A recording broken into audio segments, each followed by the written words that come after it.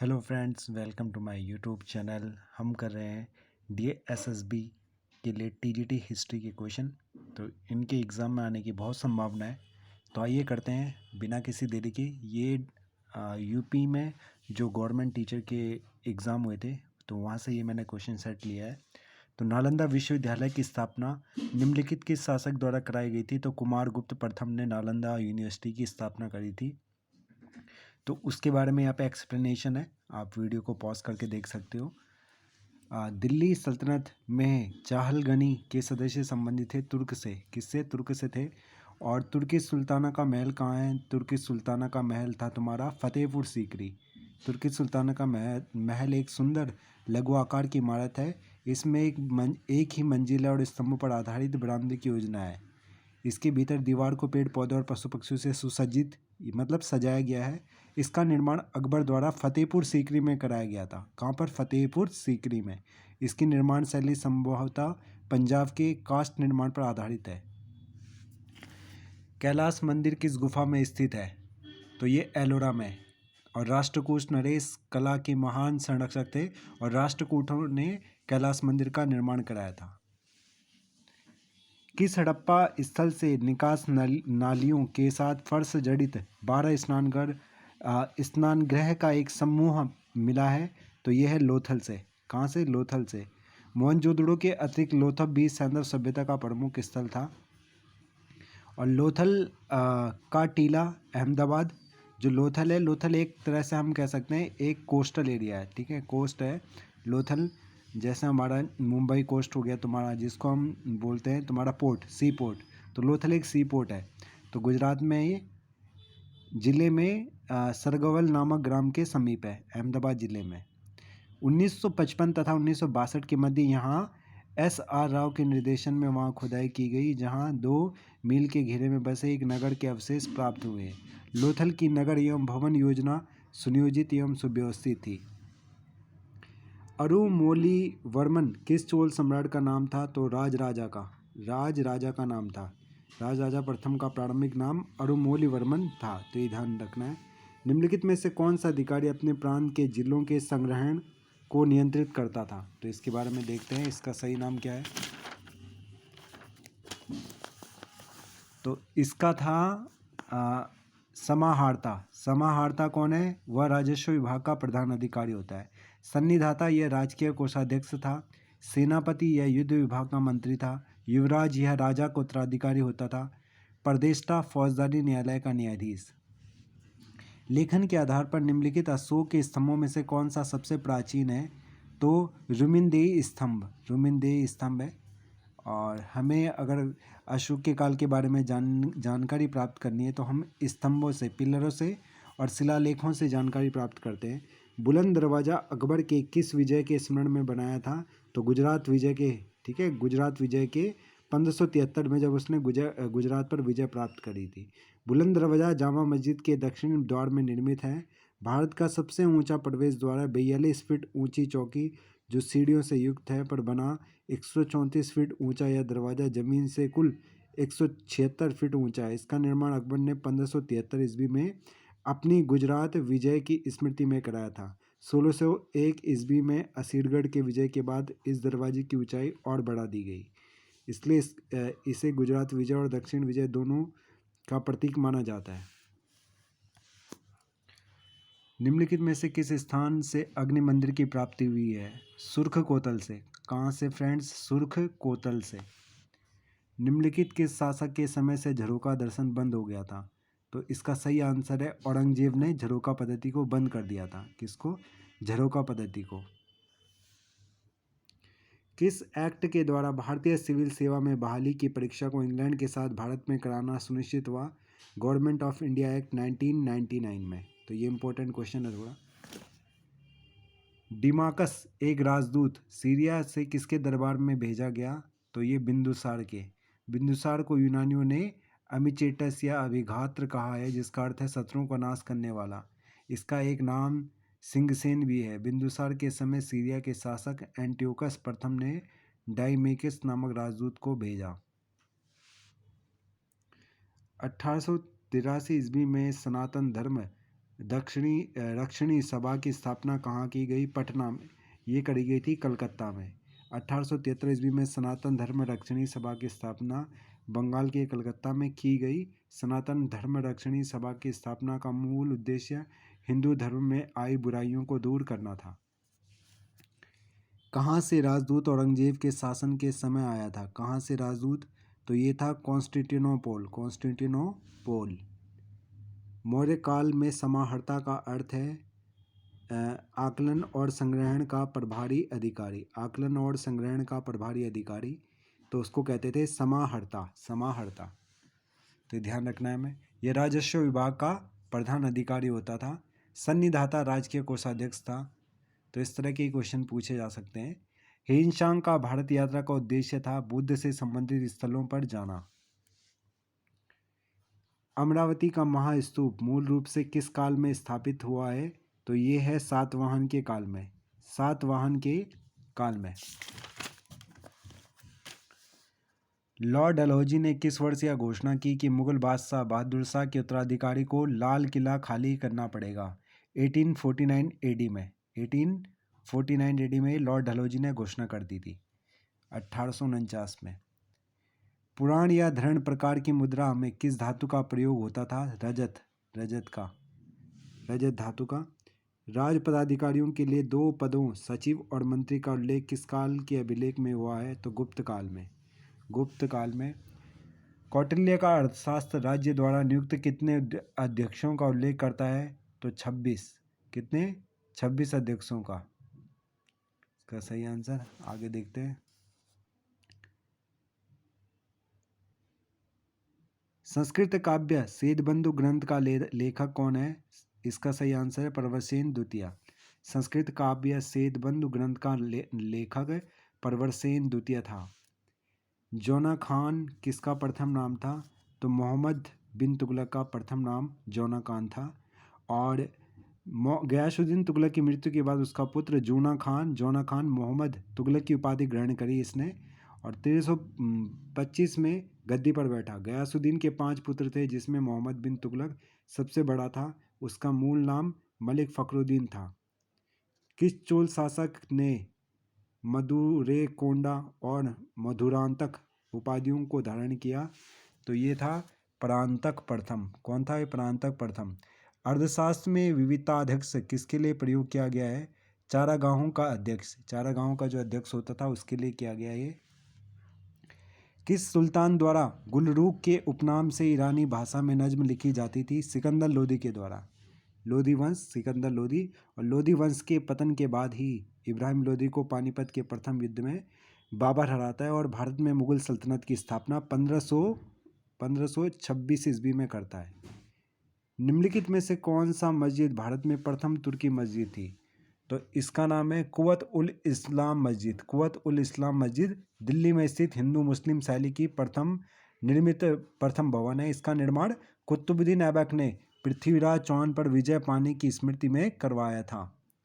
मंगल पांडे किस विद्रोह से संबंधित था? बैरकपुर छावनी से थे मंगल पांडे, और प्रथम भारतीय जिन्हें फांसी दी गई थी, और सबसे कम वर्ष में जिन्हें फांसी दी गई थी वो थे खुदीराम बोस।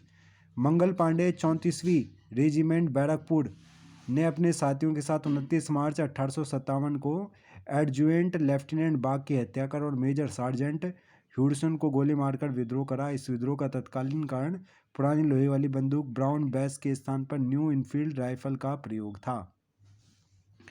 अखिल भारतीय मुस्लिम लीग ने अपने किस अधिवेशन में नागरिक अवज्ञा आंदोलन का खुलकर विरोध करा? तो इलाहाबाद अधिवेशन में। किसमें? इलाहाबाद अधिवेशन में नागरिक अवज्ञा आंदोलन का किसने? अखिल भारतीय मुस्लिम लीग ने। ये जो नागरिक अवज्ञा है सिविल डिसोबीडियंस मूवमेंट है। बंगाल के विभाजन ने सांप्रदायिक फूट को जन्म दिया। बंगाल विभाजन की घोषणा के तत्काल बाद 1 अक्टूबर 1906 ईस्वी को आगा खां तृतीय के नेतृत्व में मुसलमानों का एक शिष्टमंडल जिसके अधिकांश सदस्य अभिजातीय वर्ग के थे शिमला में लॉर्ड मिंटो से मिले। 1906 ईस्वी को ढाका में एक बैठक आयोजित की गई जिसमें अखिल भारतीय मुस्लिम लीग नामक राजनीतिक संगठन की स्थापना करने का निर्णय लिया गया। अखिल भारतीय मुस्लिम लीग ने अपने इलाहाबाद अधिवेशन 1930 में अध्यक्ष मोहम्मद इकबाल में नागरिक अवज्ञा आंदोलन का खुलकर विरोध किया। कुलिंगतो पूर्णी का लेखक कौन था? ये थे जय गोंडन, ये थे जय गोंडन, जय गोंडन। अगला क्वेश्चन है, निम्नलिखित में से अशोक का कौन सा शिलालेख धार्मिक संश्लेषण के बारे में कहता है? तो वो है 12वां शिलालेख। कौन सा 12वां शिलालेख? प्रभाकर वर्धन की पत्नी ने उसके मृत्यु के बाद किस नदी के किनारे अपना आत्मदाह कर लिया? तो ये नदी थी सरस्वती नदी। दक्कन सभा का संस्थापक कौन था? दक्कन सभा का संस्थापक तुम्हारे थे गोपाल कृष्ण गोखले, गोपाल कृष्ण गोखले। और गोपाल कृष्ण गोखले जो कि पॉलिटिकल फादर भी थे गांधी जी के। हिरण्य स्तूप शब्द का उल्लेख सर्वप्रथम हुआ है ऋग्वेद में हुआ है। किसमें? ऋग्वेद में। तारिक ए मुबारक शाही का लेखक कौन है? यहाना बिन अहमद सरहिंदी, यहाना बिन अहमद सरहिंदी तारिक ए मुबारक शाही का लेखक है। जैन ग्रंथ कोयलामाला का लेखक कौन था? तो जैन ग्रंथ कोयलामाला का लेखक इसमें बताया गया है उद्धोतन सूरी, उद्धोतन सूरी थे। तो इतने कठिन क्वेश्चन पूछे जाते हैं ये यूपी में टीजीटी में। एशियाटिक सोसाइटी ऑफ बॉम्बे की स्थापना निम्नलिखित में से किस वर्ष हुई? 1804 में। मुंबई में एशियाटिक सोसाइटी की स्थापना हुई थी 1804 में। जेम्स मैंगटिनोटोस ने की थी, तो हमें ध्यान रखना है। और एक हुई थी एशियाटिक सोसाइटी ऑफ बंगाल की स्थापना, वो हुई थी 1864 में। निम्नलिखित वाकाटक शासकों में किसने चंद्रगुप्त द्वितीय की पुत्री प्रभावती से विवाह किया? तो रुद्रसेन द्वितीय ने, रुद्रसेन द्वितीय ने। निम्नलिखित घटनाओं को कालक्रम अकॉर्डिंग टू क्रोनोलॉजिकल ऑर्डर में लगाना है। तो सबसे पहले कौन सी घटना हुई थी हम इसमें देख लेते हैं। पहले नंबर पे साइमन कमीशन भारत आया था 1927 में, 1927-28 में। फिर प्रथम गोलमेज सम्मेलन 1930 में। फिर उसके बाद तीसरी घटना हुई थी क्रिप्स मिशन भारत आया 1942 में, 1942। फिर सीआर फार्मूला बाद में दिया गया था, सीआर फार्मूला, ठीक है। तो सीआर फार्मूला हम देख लेते हैं 10 जुलाई 1944 को, ठीक है। और क्रिप्स मिशन भारत पहुंचा था 1942 में। और 3 फरवरी 1928 को साइमन कमीशन बम्बई पहुंचा था। और 12 नवंबर 1930 से 12 जनवरी 1931 प्रथम गोलमेज सम्मेलन हुआ था। निम्नलिखित में से किससे गुप्तों ने पतलून पहनना सीखा? तो कुषाणों से। किससे? कुषाणों से। और मैगस्नीज द्वारा उल्लिखित एस्ट्रोनोमोई अधिकारी का संबंध किससे था? नगर के अधिकारी से। किससे? नगर के अधिकारी से। समरकंद के मोहम्मद नादिर और मोहम्मद मुराद किसके शासनकाल में भारत आने वाले अंतिम कलाकार थे? तो ये थे आपके जहांगीर के काल में। गवस्टी क्या थी? गवस्टी, गवस्टी का सही अर्थ होता है ऋग्वेद में आर्यों का प्रारंभिक जीवन स्थायी था, उनके जीवन में कृषि की अपेक्षा पशुपालन का अधिक महत्व हो गया। पशुओं में गाय का सर्वाधिक महत्ता थी, तो गाय की गणना संपत्ति में की जाती थी, उसी के बारे में गवस्टी शब्द का प्रयोग है, ठीक है। किसने यह घोषणा की कि बहादुर शाह की मृत्यु के पश्चात मुगलों को राजा की उपाधि नहीं मिलेगी? तो लॉर्ड डलहौजी ने, ये लॉर्ड कैनिंग ने, लॉर्ड कैनिंग ने कर दी है, लॉर्ड कैनिंग ने। 1803 में ब्रिटिश संरक्षण में रहने था, लेकिन मान मर्यादा संबंधित दावे स्वीकृति थे। तो ये देख लीजिए आप पॉज कर कर। शाहदरा का मुगल गार्डन स्थित है, ये आपके लाहौर में। शाहदरा काबुल और कश्मीर की दिशा से लाहौर का प्रमुख प्रवेश बिंदु है, तो ये लाहौर में है। 1601 में खानदेश पर अकबर की विजय की स्मृति चिन्ह के रूप में कौन सा स्मारक बना? बुलंद दरवाज़ा, बुलंद दरवाज़ा बनाया गया था। तो खानदेश दक्षिण का प्रवेश द्वार माना जाता है। इसकी राजधानी बुरहानपुर थी और यहाँ का शासक राजा अली खान ने 1596 ईस्वी में स्वेच्छा से अकबर की अधीनता स्वीकार कर ली। 1597 ईस्वी में अली आंग मुगलों की तरफ से युद्ध करता हुआ मारा गया। बाद में उसका पुत्र मीरन बहादुर गद्दी पर बैठा और मुगलों का आधिपत्य मानने से इनकार कर दिया। अकबर ने असीरगढ़ के किले पर घेरा डाला और कई माह के घेरे के बाद अकबर ने रिश्वत और कपट का सहारा लेकर असीरगढ़ के किले पर अधिकार कर लिया। निम्नलिखित में से कौन सा एक फतेहपुर सीकरी में स्थित नहीं है? पंचमहल, मोती मस्जिद, मरियम मकानी का महल या जोधा भाई का महल? तो इसका सही आंसर है मोती मस्जिद। मोती मस्जिद वास्तव में जो दिल्ली का लाल किला है उसके अंदर औरंगजेब द्वारा बनाई गई है, ठीक है, जो मोती मस्जिद है। तो ये बात हमें ध्यान रखनी है। मोती मस्जिद नामक स्थापत्य का निर्माण 2 शासकों, एक तो शाहजहां ने मोती मस्जिद का निर्माण आगरा किले में कराया, और दूसरा जो मोती मस्जिद है उसका निर्माण औरंगजेब ने दिल्ली के लाल किले के अंदर कराया, और वहाँ पे वो क्या करता था, नमाज अदा करता था। इसका निर्माण औरंगजेब ने संगमरमर से, सफ़ेद संगमरमर के पत्थर से करवाया है। ऋग्वेद में तसर निम्नलिखित में से किसके लिए प्रयोग हुआ है? तसर चरखी के लिए, तसर चरखी के लिए प्रयोग हुआ है। जेम्स मिल की रचना the history of British India का प्रकाशन कब हुआ? 1817 में। तो 3 कालखंडों में बटी हुई है। जेम्स मिल स्कॉटलैंड के थे, स्कॉटिश मूल के थे, जिन्हें दार्शनिक और अर्थशास्त्री जॉन स्टुअर्ट मिल के पिता के रूप में भी जाना जाता है। ठीक है, और इन्होंने एडिनबर्ग विश्वविद्यालय में अध्ययन किया, और 1802 में मिल लंदन चले गए, जहां उन्होंने पैम्पलेट, लेख और अंततः पुस्तकों के लेखक के रूप में अपना कैरियर प्रारंभ किया। 1806 में उन्होंने अपनी स्मारकीय ब्रिटिश भारत का इतिहास शुरू किया, और जिसे 1817 में प्रकाशित किया गया। निम्नलिखित में से किसे सुधरी हुई मुद्रा पद्धति को स्थापित करने का श्रेय दिया गया? शेरशाह सूरी को।